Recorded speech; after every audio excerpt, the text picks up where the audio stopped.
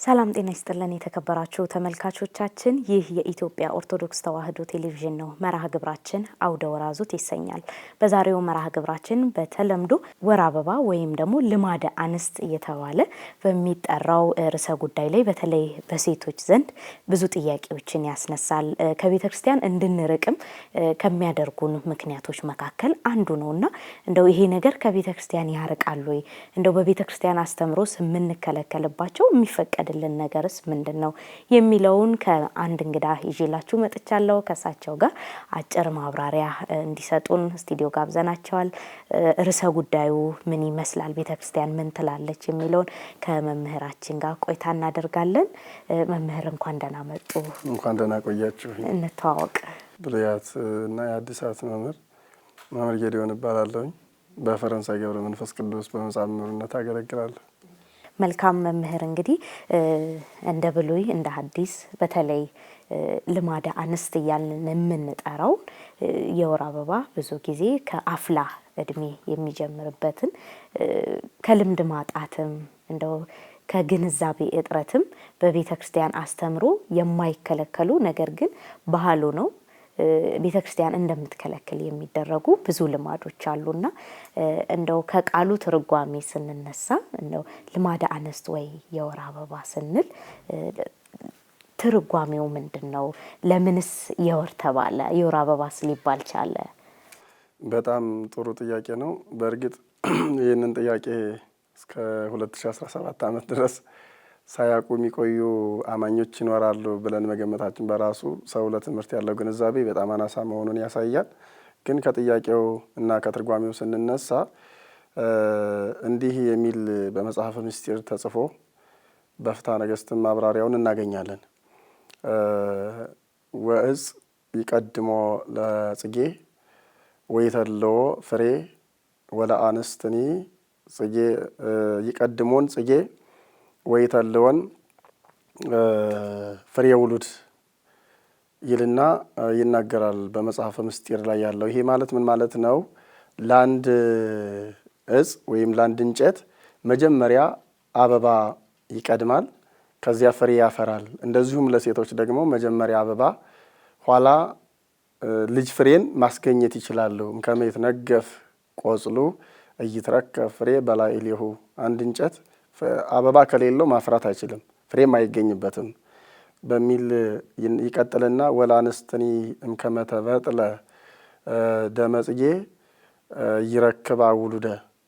ሴቶችም ደመ ጽጌ ካቆሙ በርሳን ምክንያት ካቆሙ ልጅ ማስገኘት አይችሉም። እንዲህ እያለ እስመ ጽጌ ውእቱ ደመ ትክቶ፣ የትክቶ ደም የወር አበባ አበባ ነውና በማለት ይናገራል። ይሄ ማለት ምን ማለት ነው? የወር አበባ ማለት ምን ማለት ነው የሚለውን የመጀመሪያውን ትርጉም ከብሉይ ኪዳንም ከአዲስ ኪዳንም ጋር ለይተን ማወቅ ያስፈልጋል። በብሉይ ኪዳን ምን ይባላል፣ በአዲስ ኪዳን ደግሞ ምን ተባለ? ብዙ ስሞች አሉት ማለት ነው። አሁን ግን በጠቅላላ የምንጠራበት ስም ደግሞ አለ። አብዛኛው ሰው የሚያውቀው በአንድ ነገር ነው። ግን በብሉይ ኪዳን ምን ይባላል ስንል ልማደ አንስት ይባላል፣ ርሳት ይባላል፣ አደፍ ይባላል፣ እንዲሁም ደግሞ ደመ ጽጌ በመባል ይታወቃል። እና ግን መርገም የመርገም ደም በመባል ይጠራ የነበረው በብሉይ ኪዳን ነው። አሁን በአዲስ ኪዳን ጠቅለል አድርገን ስንናገር የወር አበባ ነው የሚባለው። የወር አበባ ማለት አንድ ሴት ለመውለድ ቅድመ ዝግጅት የምታደርግበት ወይም የሚከናወን ጉዳይ ነው። ስለዚህ ይሄንን ቅድም እንዳየነው እንዳነሳ ነው አንድ ዛፍ ዝም ብሎ አያፈራም ሳያበብ። ስለዚህ ሰውና እንጨት ወይም ደግሞ ሰውና ዛፍ ተመሳሳይ ተፈጥሮ አላቸውና በዚያ መስለውት እናገኛለን። ይህንን ጉዳይ ፍሬ ለማፍራት የተዘጋጀ ጉዳይ በመሆኑ የወር አበባ ጠቅለል ተደርጎ የወር አበባ ተብሎ ይጠራል።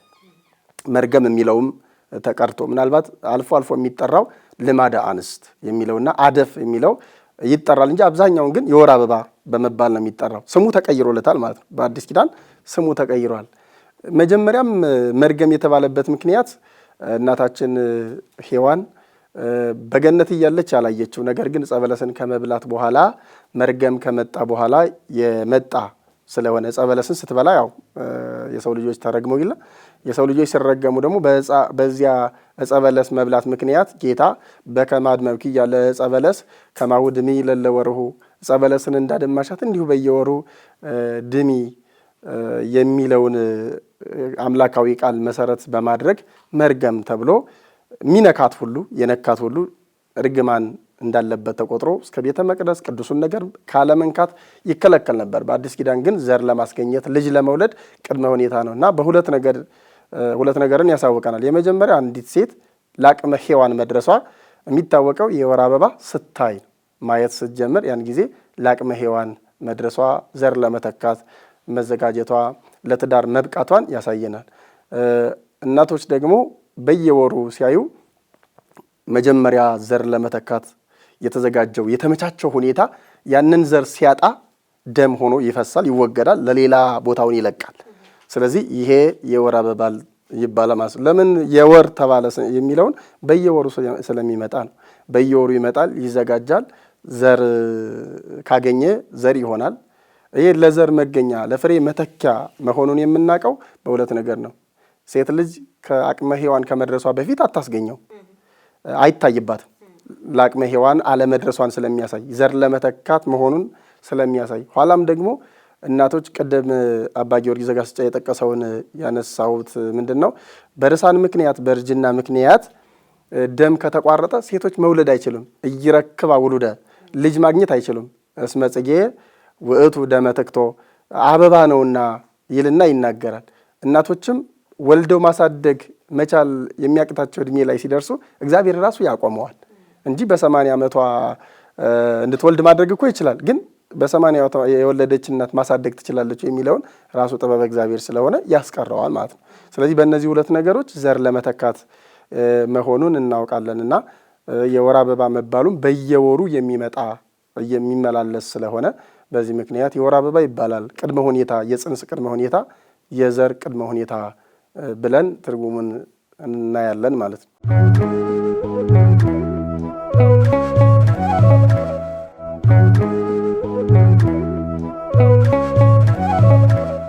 ምናልባት በተለይ በገጠሪቷ አካባቢ ላይ የወር አበባ በሚከሰትበት ሰዓት እንደ እርኩሰት እንደ እርግማን አሁንም ድረስ የሚቆጠርበት ሁኔታ አለ። ምናልባት በትዳር ውስጥ ያሉ ሰዎችም እንኳን አልጋ የሚለዩበት አጋጣሚ ብዙ በልማድ የሚደረጉ እስካሁን ድረስ እንደ እርኩሰት እንደ እርግማን የሚቆጠርበት ሁኔታ አለ። እርኩሰት የነበረበት አሁን ላይ በብሉይና በአዲስ ኪዳን ላይ የተዘረዘረ ምናልባት አንዳንዴም የነገረ ድነትም ጉዳይ እንደሚያመለክት እረዳለሁና እንደው ይሄ ነገር አሁን ላይስ በተለይ በቤተ ክርስቲያን አስተምሮ ገጠሪቷ ላይ ያልደረስንበት ምክንያት ምንድን ነው? እስካሁን እንደ መርገም የሚቆጠርበት ሁኔታም ስላለ ይሄ እንደ መርገም እንደ ርኩሰት የሚቆጠርበት ጉዳይ ጌታችን መድኃኔዓለም ኢየሱስ ክርስቶስ መስቀል ላይ የቤዛነት ስራውን ሲያጠናቅቅ ያለቀ ጉዳይ ነው። ርግማንም ርኩሰት የሚባል ነገር የለም። ይሄንን ሊቁ አስተሐፈረ ኃጢአተ በዲበ ምድር ወሰአረ መርገመ በዲበ ዕፀ መስቀል፣ ጌታ በምድር ላይ ያለውን ኃጢአት አስወገደ፣ በመስቀልም ላይ እሱ ተሰቅሎ እርግማንን አስወገደልን ይላል። በመጀመሪያው በብሉይ ኪዳን ሲታይ እውነት ነው፣ የእርግማን ምልክት ነው። ሔዋን ካገኟት ችግሮች እንዲያገኟት እግዚአብሔር ከተናገራቸው ችግሮች አንጻር እውነት ነው፣ መርገም ነበረ። ነገር ግን በአዲስ ኪዳን መርገም ነው ርኩሰት ነው ማለት ግን ኃጢአት ነው። ኃጢአት ብቻም ደግሞ አይደለም፣ በጣም የሚገርመው ክህደትም ጭምር ነው የሚሉት ሊቃውንት። ለምን? የክርስቶስን ነገረ ድህነት እንዳልተፈጸመ ክርስቶስ የከፈለውን ቤዛነት የማዳን ስራ እንዳልተፈጸመ መቁጠር ነው ይላሉ። ነገር ግን በገጠር ያሉ ብቻ አይደሉም። እኔ አንድ ቦታ እንዳየሁት አንድ አባት ታምረ ማርያም አያሳልሙም፣ መስቀል አያሳልሙም። እንግዲያው የአዲስ ኪዳን መምህር ናቸው፣ አዲስ ኪዳን ነው የሚያስተምሩት፣ ግን አያደርጉም። እና ለምን በአዲስ ኪዳን እንደዚህ አይነት ነገር አለ ወይ? ርኩሰት ነው ወይ? እርግማን ነው ወይ? ያረክሱታል ወይ ተብሎ ነው ወይ የሚገመተው ስላቸው በፍጹም መሆን የለበትም ብለው የሚከለክሉ አባቶች አሉ። ይሄ ከግንዛቤ አንጻር ነው፣ የግንዛቤ እጥረት የደረሰባቸው። እንደገና አዲስ ኪዳንን በተገቢው መልኩ ያለመቀበል። ብሉይ ኪዳንን ተቀብላለች፣ እውነት ነው የኢትዮጵያ ኦርቶዶክስ ተዋሕዶ ክርስቲያን። ነገር ግን አዲስ ኪዳንንም ደግሞ በሚገባ መቀበል አለባት። የብሉይ ኪዳንን ንባብ በአዲስ ኪዳን ትርጓሜ ውስጥ ማየት ካልቻለች፣ የብሉይ ኪዳኑን ስርዓት በአዲስ ኪዳን ስርዓት ውስጥ ማየት ካልተቻለ፣ አዲስ ኪዳንን ደግሞ በሚገባ መቀበል አለባት። የብሉይ ኪዳንን ንባብ በአዲስ ኪዳን ትርጓሜ ውስጥ ማየት ካልቻለች፣ የብሉይ ኪዳኑን ስርዓት በአዲስ ኪዳን ስርዓት ውስጥ ማየት ካልተቻለ አሁንም ወደ ብሉይ ኪዳን ተመልሰን የክርስቶስን ማዳን በሚያጠራጥር መልኩ ሊሆን ይችላል ማለት ነው። እውነት ነው። በብሉይ ኪዳን ደም የሚፈሳትን ሴት የሚነካ ብቻ አይደለም፣ የሞተውን የሚነካ ሁሉ እርኩስ ነው። ርኩስ እስከ ሰርክ ይባላል። የረከሰ ነው እስከ ማታ ድረስ። ካልታጠበ ዕቃው ሁሉ ይታጠባል እኮ በአይሁድ ባህል ዕቃው ሁሉ ይታጠባል። እና ጥምቀት አይሁድም የሚባል ነገር አለ እና ያ ሁሉ ግን በክርስቶስ ተወግዷል። የክርስቶስ ደም ያላጠበው ያላነጻው ያላጸዳው የለም። እና ያ የሚያደርጉ እህቶቻችን እንደ ርኩሰት የሚያዩ አንዳንድ አባቶችን በማየት ነው። ቅድም እንደጠቀስኩልሽ ያሉት አባቶች ዛሬም እንደ ርኩሰት ነው የሚያሳዩአቸው የሚገልጡላቸው። በቃ ርኩስ ዘር ለመተካት የሆነውን ለመልካም ጸጋ ነው። በነገራችን አሁን በአዲስ ኪዳን አንድ ክርስቲያን ለመውለድ ያንን ካላየች መውለድ አትችልም፣ አንድ እናት ማለት ነው። ስለዚህ ያንን የእግዚአብሔርን ጸጋ እግዚአብሔር የቀይሮ ለመልካም ያደረገውን ጸጋ ዓለም ሁሉ በሳተው በአዳም ምክንያት ኃጢአት አግኝቶት ነበር። በአንዱ በክርስቶስ ምክንያት ደግሞ ይላል ቅዱስ ጳውሎስ ወበከመ በገያ አሐዱ ተኮነነ ኩሉ እጓለ እመሕያው ከማሁ በጽድቀ አሐዱ ብእሲ ይጸድቅ ኩሉ እጓለ እመሕያው ነው የሚለው። በአንዱ በአዳም ምክንያት ዓለም ሁሉ ተፈርዶበት የእርግማን ሸክም ተሸክሞ ነበር። እርግማን ብቻ አይደለም፣ ፍዳ፣ መርገም፣ ኩነኔ እነዚህ ሁሉ አግኝተውት ነበር። እነዚህን ግን ክርስቶስ መስቀል ላይ አስወገደ። ካስወገደ በኋላ ግን ርኩስ ነው መርገም ነው ማለት በራሱ ትልቅ ቅድም እንዳልኩሽ ኃጢአት ብቻም አይደለም ክህደትም ነው። ነገረ ክህደትንም ስለሚያውቀው ስለዚህ በቤተ ክርስቲያን አስተምሮ ያልደረስንበት ምክንያት ያላሳወቅነው ምክንያት አለ፣ አላስረዳነውም። እኔ ይህንን ለመፍታት ካህናቱ ላይ ዲያቆናቱ ላይ ቢሰራ ስለሚደርሱ የንስሐ አባት የሌለው ኦርቶዶክሳዊ ከተማ ካልሆነ ገጠር የለም። ከተማ ግን የንስሐ አባት ሳይኖረው መኖር ብዙ አለ የሚኖር ግን ገጠሩ ላይ የንስሐ አባት የሌለው ስለማይኖር ገጠሩ አብያተ ክርስቲያን ላይ ያሉትን ካህናት በሚገባ ነገሩን ገልጾ ማስረዳት ይቀረናል። አሁን እዚህ ያለነው አገልጋዮች እየሄድን በትርዓት ብናገለግልና ብናሳውቅ ትክክለኛውን አንድ አይነት ትምህርት ቢሰጠን። ሁለት አይነት ጥያቄ የሚያነሱ አሉ። አንዳንዶቹ መርገም ነው ቤተክርስቲያን መግባት የለባቸው መሳለም የሚሉ አሉ። ሁለተኞቹ ደግሞ ግቡ፣ በአዲስ ኪዳን ደግሞ እንዲህ አይነት ክልከላ የለም፣ ደም የሚባል ነገር አታረክሱትም ግቡ የሚሉም አሉ። እና ሁለት አይነት ስህተት ይፈጠራል ማለት ነው። እና ግን መርገምም አይደለም። ለምን? የክርስቶስ ቤዛነት ሁሉን ቀይሯል፣ ታሪክ አድርጎታል። ያለፈውን የመርገም ዘመን፣ የመከራ ዘመን፣ የኃጢአት ዘመን ምን አድርጎታል? ታሪክ አድርጎ አሳልፎታል ማለት ነው። የክርስቶስ መሞትና መሰንቀል መቸንከር ጭምር። ስለዚህ መርገም ሊባል ፈጽሞ አይቻልም ማለት ነው።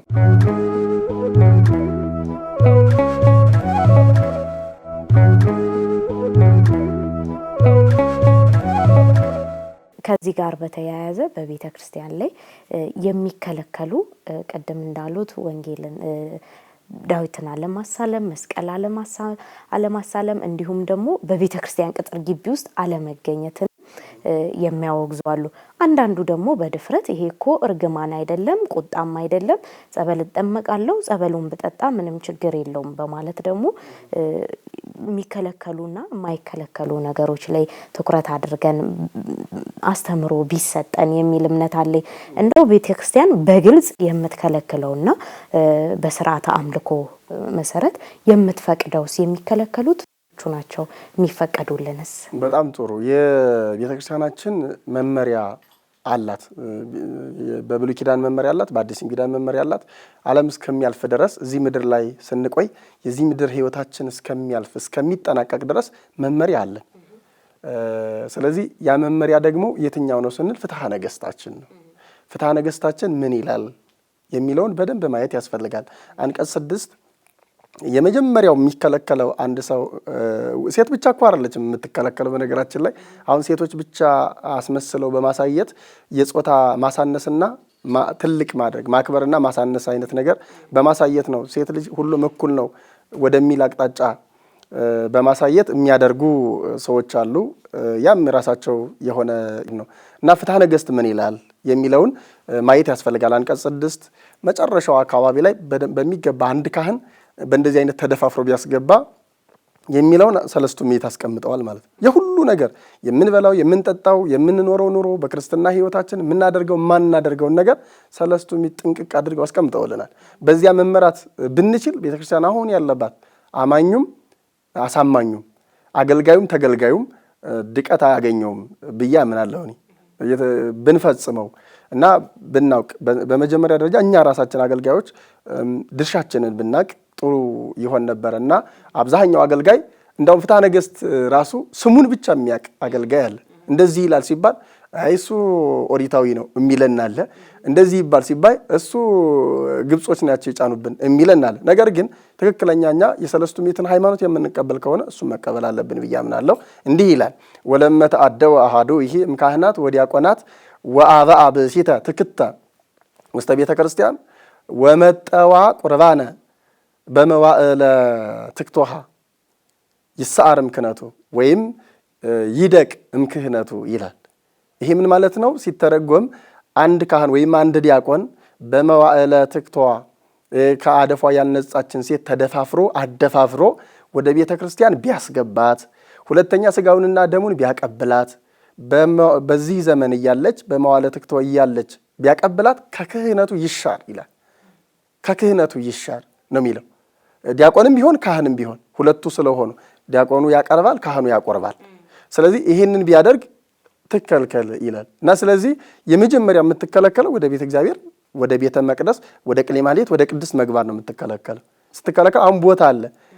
ከቅጽረ ቤተ ክርስቲያን መግባት አይደለም የምትከለከለው። ቅጽረ ቤተ ክርስቲያን ቦታ አለ፣ የተዳደፈ ሰው የሚቆምበት ቤተ ክርስቲያን ደጀ ሰላም የሚባል አለ። በተለይ በገጠሩ አሰራር በስርዓት ነው የሚሰራው። የከተማው ያው አስፋልት በጣም የተጠጋጋ የሆነ ከዚህ አንጻር ካልሆነ በቀር ቅጽረ ቤተ ክርስቲያኑ ደረጃ ስላለው ከቅጽረ ቤተ ክርስቲያን ሆኖ መንፈሳዊ አገልግሎቱን ልትገለገል ትችላለች። ወንድም ቢሆን ዝኔት ቢመታው ደም ቢፈሰው በተለያየ ዛሂል የሚፈሰው ቢሆን ወደ ቤተ መቅደስ አይገባም እና ስለዚህ የመጀመሪያ የሚከለከለው ወይም የምትከለከለው ምንድነው? ወደ ቤተ መቅደስ መግባት ነው የመጀመሪያው። ወደ ቤተ መግባትን የምትከለከለው ታረክሰዋለች ተብሎ አይደለም። በክርስቶስ ደም የተቀደሰን ነገር ምንም ሊያረክሰው የሚችል የለም። በፍጹም የሰው አሰራር ሊያረክሰው አይችልም። ሰው ራሱ ቤተ መቅደስ ኃጢአተኛ እያለ ቢገባ የሚረክሰው ራሱ ነው። በኃጢአቱ ምክንያት የሚረክስ ማለት ከጸጋ እግዚአብሔር የሚራቆተው እሱ ነው ማለት ነው እንጂ አንድ ሰው እዛ ጋ ደሙ ስለፈሰሰ የሆነ ነገር ስላደረገ ቤተ መቅደስ ልትረክስ አይችልም። በክርስቶስ ደም የከበረች ሆና ስለምትቀጥል ማለት ነው። እና ግን የመጀመሪያው የምትከለከለው እሱ ታረክሳለች ተብሎ ግን አይደለም፣ ስርዓት ስለሆነ ነው። ወደ ቤተ መቅደስ አንድ ሰው የሚገባው በረከተ እግዚአብሔር ለማግኘት ስጋውና ደሙ ለመቀበል ደይ ጸንቶ አገልግሎቱን በትክክለኛ መንገድ በአንቃይደወ ህሊና በሰፊያ እድ በአንቃይደወ ህሊና ቆሞ ለማስቀደስ ነው። ስለዚህ አንዲት ሴት ደግሞ በደመ ትክቶ ባለችበት ወቅት የሚሰማት ስሜት በጣም ከባድ ነው። ጥቂቶቹ ላይሰማቸው ይችላል ህመም፣ ግን አብዛኛው ይሰማቸዋል። ይሄንንም መጽሐፋችን ይናገራል። ምንድን ነው የሚለው? ምክንያተ ደዌ ኃጢአት ካልከለከለው። አሁን ያ ደዌ ያለበት ነው ማለት ነው። ያማል፣ የወገብ መልፈስፈስ፣ የራስ ህመም፣ ቁርጠት ወዘተ የሚባሉ ነገሮች አሉ። ብትገባና ብትቆም በትክክለኛ ቆማ የቅዳሴውን ስርዓት ትከታተላለች ወይ የሚለው ነገር አሳሳቢ ጉዳይ ነው ማለት። ስለዚህ አትከታተልም። ከራሷ አልፋ ለራሷ ልትቀመጥ ችግር የለውም፣ ግን ደግሞ ለሌላውም መሰናከል ትሆናለች ማለት። ተቀመጡ በሚባልበት ጊዜ ወይም ስገዱ በሚባልበት ጊዜ መስገድ፣ ቆሙ በሚባልበት ጊዜ መቆም ላትችል ትችላለች ማለት ነው። ስለዚህ መሰናከል ከመሆን ይልቅ አባቶቻችን ሰለስቱ ምዕት ደግሞ ከነሱ የተሻለ ቅድስና ለቤተ ክርስቲያንና ለሃይማኖት የሚያስብ ሰው አለ ብዬ በፍጹም አላምን። እንደው እስከ ዕለተ ምጽአትም የሚነሳ ሁሉ የሚል ተስፋ አለ የሚል ተስፋ የለኝ። ምክንያቱም ሰለስቱ ምዕት የኖሩትን ኑሮ ዛሬ ላይ ያለው ሰው ሊኖረው አይችልም። በሰለስቱ ምዕት ደረጃ ያለው በጳጳሳት በፓትርያርክ ደረጃ ወይም ደግሞ በካህናትም ደረጃ በዲያቆናት ደረጃ ያለው ሰው የነሱን ኑሮ መኖር አይደለም መኖር ያስባል እየኖረ እና የሚነቅፈው ሰው የነሱን ቅድስና እነሱ ደረጃ ላይ መድረስ አለበት ብዬ አምናለሁ። እነሱ የሰጡንን እንኳን ብንፈጽም ትልቅ ነገር ነው፣ እንኳን ልናሻሽል ማለት ነውና ስለዚህ አንዲት ሴት የመጀመሪያ የምትከለከለው ወደ ቤተ መቅደስ መግባት ነው። እሱንም የምትከለከለው ታረክሰዋለች ተብሎ ሳይሆን ሰው ወደ ቤተ መቅደስ የሚገባው ስጋውን ደሙን ለመቀበል በረከት እግዚአብሔር ለማግኘት ነው። ያንን እንዳታደርግ ደግሞ የአእምሮ የስነ ልቦና ችግር፣ የሰውነት ድክመት፣ በተለይ ደግሞ ይሄ የሚፈሰው ነገር ለምሳሌ ውስጣችን የገባ ነገራችን ሁሉ ይወጣል አይደል? ያ የሚወጣው ውስጣችን እያለ ቆሻሻ አልነበር። ሲወጣስ ምን ይሆናል? ቆሻሻ ይሆናል። ያንን ቆሻሻ ይዞ ወደ ተቀደሰው ስፍራ መግባት በጣም አስነዋሪ ስለሆነ አባቶቻችን እንዳትገባ ብለዋል ማለት ነው። ታረክሰዋለች ብላ እሷም ርኩስ ሆና ግን አይደለም ማለት ነውና ስለዚህ የመጀመሪያ የምትከለከለው ወደ ቤተ መቅደስ መግባት ነው። ሁለተኛ ስጋውንና ደሙን መቀበል ትከለከላለች ማለት ነው። ሰው ስጋውንና ደሙን የሚቀበለው ምን ለማድረግ ነው? ለመክበር ነው። ለመክበር የምናደርገውን ነገር ደግሞ ንጹህ ሆነን አፋዊ ዝግጅት አለን፣ ውሳጣዊ ዝግጅት አለን። ስጋውና ደሙን ለመቀበል አንድ ሰው የሚያደርገው ዝግጅት አለ። የመጀመሪያው የሚቀድመው ውሳጣዊ ዝግጅት ነው። ውሳጣዊ ዝግጅት ማለት ውሳጣዊ ንጽህና ማለት ከቂም፣ ከበቀል፣ ከተለያዩ ነገሮች ልቦና ከሚያስበው ካሰበው ከፈጸመው ነገር በሙሉ ንጹህ መሆን አለበት። ሁለተኛው ደግሞ አፋዊ ዝግጅት እናደርጋለን። እንኳን የክርስቶስን ስጋና ደም ለመቀበል ይቅርና ሰው ወደ ሰርግ ቤት ለመሄድ ምን አይነት መስፈርት ያዘጋጃል? ሰርጉ የሚመጥነው አይደለ? ጌታም በወንጌል የሰርግ ልብስ ያለበሰ ሰው በሚል ምሳሌ ያስተምራል።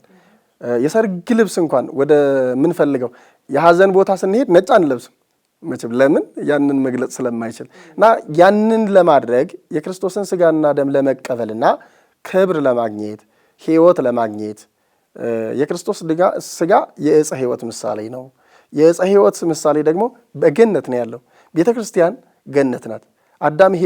አዳምና ሔዋን ገነት እያሉ ወይም ደግሞ ሔዋን ገነት እያለች ያ ነገር አላገኛትም።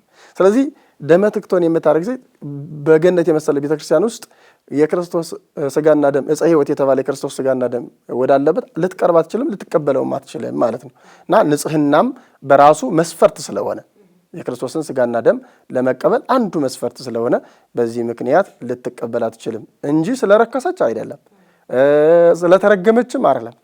በድንግል ማርያም ምክንያት ሴቶች ሁሉ ተባርከዋል፣ መመኪያቸውን አግኝተዋል ወላዲተ አምላክን እና በእርግማን ምክንያት እንዳልሆነ ግን መገንዘብ መረዳት አለባቸው የሚል የቤተክርስቲያን አስተምሮ ነው። ሶስተኛ የምትከለከለው ወደ ጠበል ቦታ ሄዳ መጠመቅ ነው። መጠመቅ አትችልም። መጠጣት፣ ሌላ ጸሎት ማድረግ፣ መስገድ፣ ሌሎች ነገሮችን ግን ማከናወን ትችላለች። ገብታ ጸበሉ ቦታ ግን መጠመቅ አትችልም። ለምንድን ነው ማትችለው? አሁንም ያንን ቦታ ታረክሰዋለች፣ የጸበሉን ቦታ መንፈስ ቅዱስ የቀደሰውን ያከበረውን ታረክሰዋለች በሚል አይደለም። ቅድም እንዳልነው የንጽህና ጉዳይ ነው። አደፍ ይባል የለ? አደፍ ማለት እድፍ ማለት ነው፣ ቆሻሻ ማለት ነው፣ የሚወጣ ቆሻሻ ማለት እና ይህን የሚወጣ ቆሻሻ ይዞ ወደ ተቀደሰው ስፍራ ያ ቅዱስ ውሃ ሰዎች የሚፈወሱበት ነው እና በተለይም ደግሞ አሁን እኛ በፍትሐ ነገሥት ፍትሕ መንፈሳዊ ላይ የተቀመጠ ነገር አለ። ሴት ልጅ በዚህ ወቅት ካለች አማናዊውን እንኳን የልጅነት ጥምቀት ለመጠመቅ ብታስብና ድንገት ቢመጣባት ወለመተዳደቃ ወረከባ ለበሴት ሴትን ድንገተኛ የሆነ ነገር ቢያገኛት ከወሩን ያልጠበቀ ድንገተኛ ቢመጣ ቀኑ ይቀየር፣ ቀኑ ተቀይሮ በሌላ ጊዜ ትጠመቅ ይላል። ይሄ ምን ማለት ነው? አሁን ጥምቀቱን የልጅነት ጥምቀትን ለማግኘት ነው የምትጠመቀው ይቺ ሴት። ለአቅመ ሔዋን የደረሰች ናት ማለት እንደኛ በ40ና በ80 ቀን የኦርቶዶክስ ልጅ ካልሆነ በ40ና በ80 ቀን አይጠመቅም አይደል?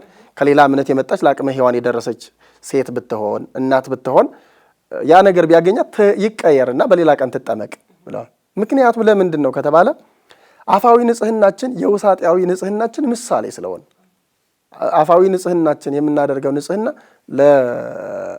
ለውሳጣዊ ንጽህናችን ለንስሐችን ምሳሌ ስለሆነ ነው።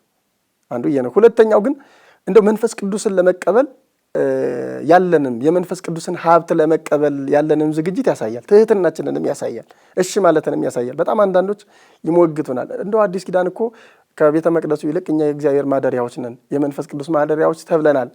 አንትሙ ታቦቱ ለመንፈስ ቅዱስ፣ እናንተ የመንፈስ ቅዱስ ማደሪያዎች ተብለናል የሚል ጥያቄ ሁሉ ያነሳሉ። በረግጥ እንዲህ አይነት መንፈስ የተዘራው አንድ ወቅት ነው። እኛ ሁላችን የአዲስ ኪዳን ካህናት ነን፣ የመንፈስ ቅዱስ ማደሪያዎች ነን። እውነት ነው፣ ትክክል እኮ ነው። ግን የመንፈስ ቅዱስ ማደሪያው ሁሉም ሰው የመንፈስ ቅዱስ ማደሪያ ነው። ሴት ልጅ ወደ ቤተ መቅደስ ወደ ቅድስቱ ትገባለች? አትገባም። ለምን ደሞ አትገባው? ሳትቀደስ ቀርታ እኮ አይደል፣ ስርዓት ስለሆነ ነው። ሁለተኛ አሁን ካህን ያልሆነ ሰው ዲያቆኑ ጽላት መንካት አይችልም። ስላልተቀደሰ ነው እንዴ? ከጽላቱ ሰው አይበልጥም? ይበልጣል፣ ግን አይነካም። ለምን? ስርዓት ስለሆነ። ስለዚህ ስርዓቱን አክብረን ብንጠመቀው በጣም ጥሩ ስለሆነ ጥምቀት መጠመቅን በሶስተኛ ደረጃ አባቶች ይከለክላሉ። ገብታ መጠመቅ አትችልም። ነገር ግን አስቀድታ መጠጣት ግን ትችላለች። እንዳውም አንዳንዶቹ በተደጋጋሚ ያገኘናል። ከዚህ በፊትም የተጠየቁ ጥያቄ ስለሆነ በተደጋጋሚ ያገኛል። ልጠመቅ ስል ያገኘኛል፣ ስለዚህ ዝም ብዬ ብጠመቅስ ብለው ዝም ብለው የሚጠመቁ ሰዎች አሉ። አሁን ይሄ ከምን የተነሳ መሰላችሁ? ከሰይጣን ጋር እልክ መጋባት ነው እና ግን ጌታ ምን አለ? ክፉን በክፉ ምን አትበሉ፣ አትመልሱ። ይሄ የሚሰራው ለብዙ ነገር ነው፣ በጣም ለብዙ ነገር ነው። አሁን ሰይጣንን ስርዓተ ቤተክርስቲያንን ሽረን ነው ማሸነፍ ያለብን ወይስ ስርዓተ ቤተክርስቲያንን አክብረን ነው? ስርዓተ ቤተክርስቲያን ብናከብር ነው ሞር ሰይጣንን ማሸነፍ የምንችለው። ደግሞ ሰይጣንን ማሸነፍ የምንችለው በጸበል ብቻ ነው እንዴ? በጸበል እኮ የማይወጣ ሰይጣን፣ ብንጠመቅም እኮ የማይወጣ ሰይጣን አለ። ይልቁንም ከዛ በፊት የሚያወጣው አንደኛ የቀና እምነት ነው። ሁለተኛ በቀና እምነት የሚደረግ ጾምና ጸሎት አለ። ከዛ በኋላ ደግሞ ብንጠጣ ከምንጠመቀው በላይ ማስወጣት አይችልም? ይችላል እኮ። ግን በእምነቱ የምናደርገው ነገር ነው። እና ሰይጣንን ለማናደድ ከፈለግን እንደውም ስርዓተ ቤተክርስቲያን መፈጸም ነው። የታዘዝነውን ስንፈጽም ነው ሰይጣንን ማናደድ የምንችለው። ግን የታዘዝነውን ሽረን ልክ ለሱ እልክ ብለን የምናደርግ ከሆነ ግን ምን ይሆናል? እሱ ደስታው ነው የሚፈልገውም ስርዓት እንዲሻር ስለሆነ ማለት ነው።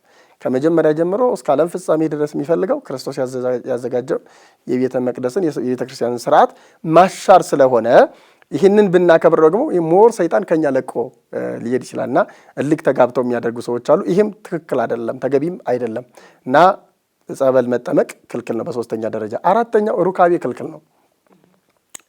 ሩካቤ ክልክል የሚሆንባቸው ብዙ ምክንያቶች አሉ።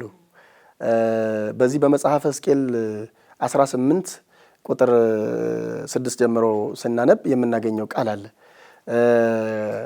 ሴት ልጅ ባደፏ ጊዜ እያለች ያልቀረባት ሰው ያ ሰው ጻድቅ ነው ይላል እግዚአብሔር ይላል። ባደፏ ጊዜ እያለች ያልቀረባት ያ ሰው ጻድቅ ነው ይላል እግዚአብሔር ይላል። ስለዚህ ባደፏ ጊዜ እያለች ለምንድን ነው ጻድቅ የሚሆነው? ሴት ልጅ በሁለት ጊዜ ሁለት ነገር ላይ ስትደረግ ተደፈረች ይባላል።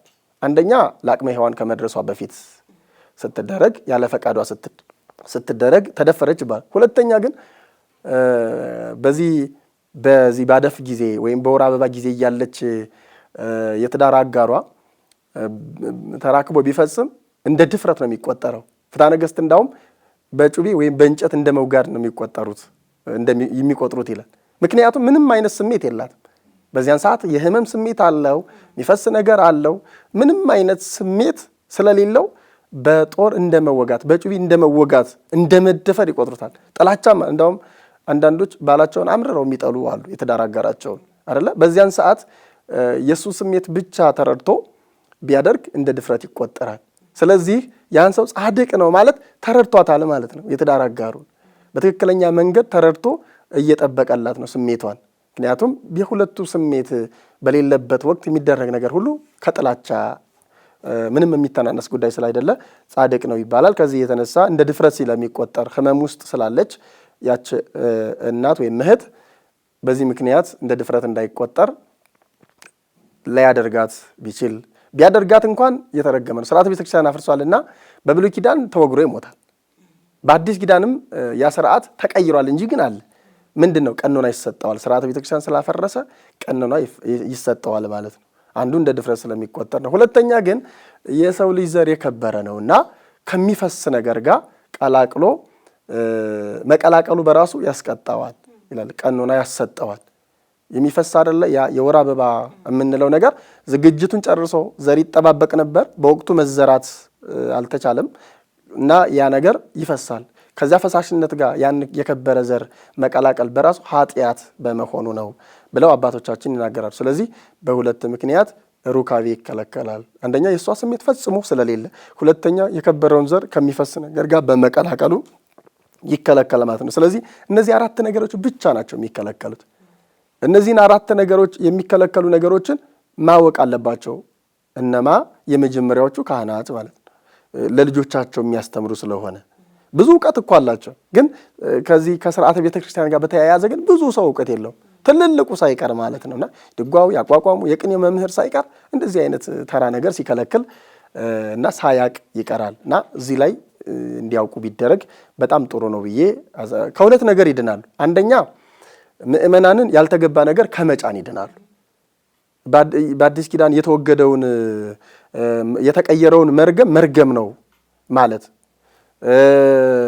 የተቀደሰውን ነገር ርኩስ ነው ማለት፣ ለሌላ ዓላማ ለቅድስና ዓላማ የተዘጋጀውን ነገር እንደ ርኩስ ከመቁጠር ይድናሉ። ሁለተኞቹ ደግሞ ግቡ የሚሉት ደግሞ በድፍረት ከሚያደርጉት ነገር ይጠበቃሉ። በሃይማኖት ስርዓት ውስጥ የሚቀንሰውን ደፋር እንላለን፣ የሚጨምረውንም ደፋር እንላለን። መጨመርም መቀነስም ስለማይቻል ማለት ነው። ሁለቱም ድፍረት ነው። በድፍረት የሚመጣ ኃጢአት ደግሞ በራሱ ትልቅ ነገር ነው እና ስለዚህ ከዚህም የድፍረት ኃጢአት ሊጠበቁ ስለሚችሉ ቢያውቁት ጥሩ ይሆናል ብዬ አስባለሁ እና ይህንን ይመስላል።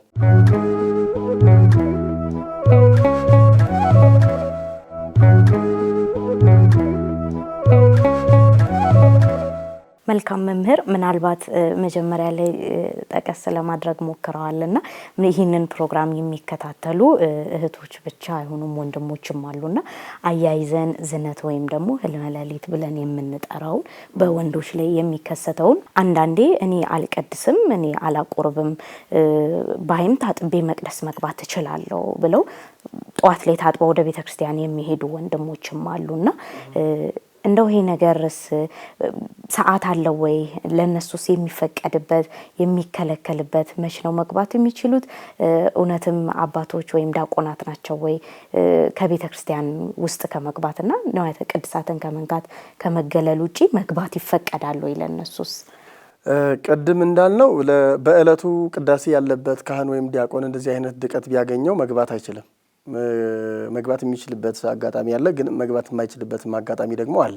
መግባት የሚችለው የግድ አማራጭ ከጠፋ ታጥቦ ሊገባ ይችል ይሆናል። እሱም የ40 ቀንና የ80 ቀን ልጆች የሚቆርቡ የተጠመቁ የሚቆርቡ ካሉ ለነዚያን አገልግሎት ለመፈጸም ሊገባ፣ ያም ቢሆን በትህትናና በፈሪሃ እግዚአብሔር ነው የሚሆነው። እንደ ምክንያት ተደርጎም አገልግሎቱን ላለመራቅ በእርግጥ አሁን ላይ ያለነውን አገልጋዮች በዚያ ፍርሃት ልክ ነው የምንኖረው ለማለት የሚከብድ ቢሆንም ዞሮ ዞሮ ግን 24 ሰዓት መጠበቅ አለባቸው ይላል። ከስርዓቱ አንጻር 24 ሰዓት መጠበቅ አለባቸው። አንገብጋቢ ሆኖ ግን የ40ና የ80 ቀን ልጆች የሚቆርቡ ካሉ ግን 40ና 80 ቀን ልጅነታቸውን እንዳያጡ ታጥቦ ቢገባና ውስጥ ከገባ በኋላ ግን መቁረብ አይችልም፣ አገልግሎቱን መፈጸም ብቻ ይችላል የሚሉ አስተምሮዎች አሉ ማለት ነው። ያ ብቻ ግን አይደለም። ከደማም አይገባም፣ ዛሂልም ካለበት አይገባም፣ ፈሳሽ ነገር ያለው ሰውም አይገባም ማለት ነው። ይሄ እንደዚህ አይነት ነገሮች ሲኖሩት ነው። በጋብቻ ውስጥ ያለ ሰው 3 ቀን ሳይሞላው ወደ ቤተ መቅደስ አይገባም። ይህንን በሚገባ እንደው አገልግሎቱን በትክክል እንድናደርግ መጽሐፍ ቅዱስ የሚነግረን ነገር ብናየው ጥሩ ነው ብዬ አስባለሁ። ኦሪት ዘሌዋውያን ምዕራፍ 26 ቁጥር 2 ላይ መቅደሴን ፍሩት ይላል። መቅደሴን ፍሩ ማለት አክብሩት ነው። ወደ እግዚአብሔር ቤተ መቅደስ ከእግዚአብሔር በረከት ለማግኘት ስንገባ በፈሪሃ እግዚአብሔር ቢሆን ሞር እንጠቀማለን፣ የተሻለ ክብር እናገኝበታለን። በትህትና ሲሆን ማለት ነው። በስርዓተ ቤተክርስቲያን በትህትና ሲሆን እንጠቀምበታለን እና ይሄንን ቢከበር ጥሩ ነው። አንገብጋቢ ደግሞ አሁን ባለንበት ዘመን የካህናት ችግር አለው የለም። ስለሌለ ግን ቢከበር ደግሞ የተሻለ ይሆናል። እግዚአብሔር ስርዓትን የሚያከብርለትን በጣም ይወዳል። የሚገርመው ስርዓትን የጣሱ ሰዎች ዶግማ ከጣሱ ሰዎች በላይ በቅጽበት ሲቀሰፉ አይተናል። ሃይማኖቱን የካደ ሰው በህይወት እየኖረ ግን ስርዓት የሻረ ሰው ሲቀሰፍ እኮ በመጽሐፍ ቅዱስ አይተናል። ለምንድን ነው እንደዛ የሚሆነው? ለምንድን ነው እግዚአብሔር አሁን እኛ ትልቁን ነገር ዶግማ ነው ትልቅ ነገር ወይም ሃይማኖት ነው ትልቅ ነገር አድርገን የምናየው እውነት ነው፣ ትልቅ ነው። ግን ስርዓትን የጣሰው ሰውዬ እግዚአብሔር በሆነ ነገር ለሌላው ማስተማሪያ እንዲሆን አድርጎ እነ ኦዛን ሲቀስፍ አይተናል ማለት ነው። ስርዓትን የጣሱ ሰዎች እና ብናከብረው እንከብርበታለን። ነቢይ እግዚአብሔር ዳዊትም እንደ ወደ ቤተ መቅደስ ለመግባት የምናስብ ሰዎች በምን መልኩ መግባት እንዳለብን በጣም ቆንጆ አድርጎ ይገልጣል። መዝሙር 5 ላይ ደግሞ ይሄንን በደንብ የሚያውቁት ካህናት ስለሆኑ በደንብ አድርገው በቃላቸውም ጭምር የሚይዙት ቃል ስለሆነ በደንብ ቢያዩ ትፈራል። እኔ ግን ወደ ቤተ መቅደስህ ወደ ቅድስና መቅደስ ገባ በፍርሃት እገባለሁ ይላል። በፍርሃት ብንገባ ስርዓተ ቤተ ክርስቲያንን አክብረን በፍርሃት ብንገባ ሁሉንም አገልግሎታችንን በስርዓት ብንፈጽመው የበለጠ ሞር ክብር እናገኝበታለን እና ስለዚህ አሁን ላይ ካህን ይቸግራል ወይ ብለን ስናስብ አይቸግርም። አባቶቻችን ግን ካህን በሚቸግርበት ተጠማቂ ኖሮ ካህን በሚቸግርበት ጊዜ ግን እንዲህ ቢያደርግ ብለው አባቶቻችን ስርዓት አስቀምጠዋል ማለት ነው። በዚህ ልክ ቢሄድ በጣም ጥሩ ይሆናል።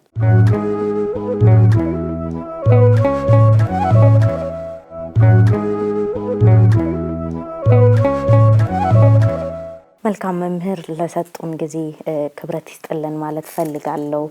ምናልባት ከዚሁ ጋር ተያይዞ መጨረሻ ማስተላለፍ የሚፈልጉት እንደው ምእመናን በዚህ ጉዳይ ይሄንን ባይረሱት እንደው የሚሉት ሀሳብ ካለ ድሉ ልስጦትና የዛሬ መርሃ ግብራችንን እንቋጭ።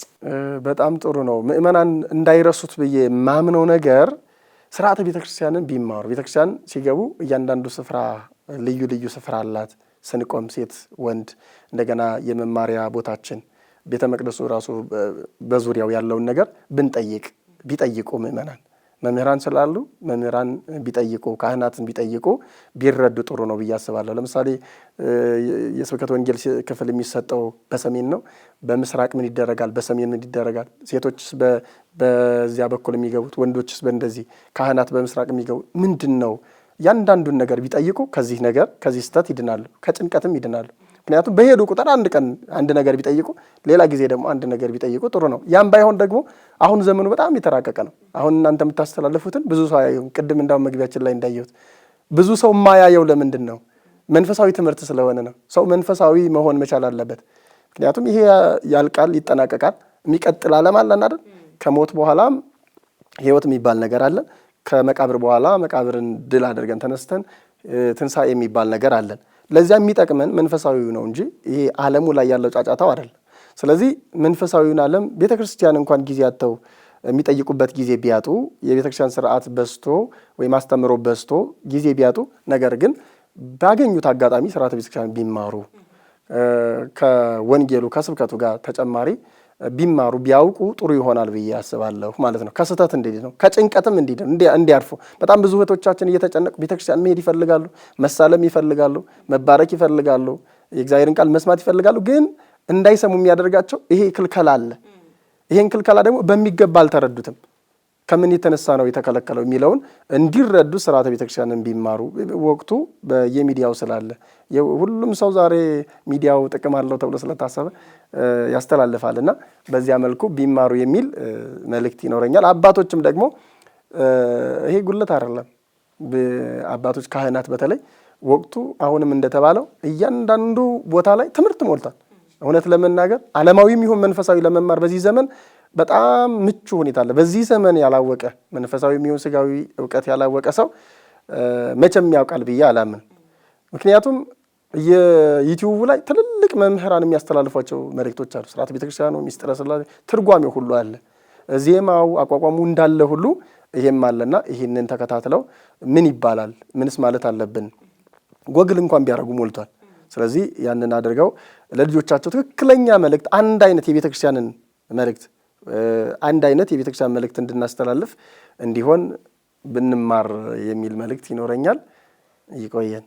እግዚአብሔር ይስጥልን፣ ክብረት ይስጥልን። መምህር የተከበራችሁ ተመልካቾቻችን በዛሬው መርሃ ግብራችን ብዙ እንዳተረፋችሁበት ተስፋ እናደርጋለን። ጥያቄ ካላችሁ በስር በመታገኙት የዩቲዩብ ቻናላችን ላይ ብታጋሩን መልሱን ይዘንላችሁ እንቀርባለን።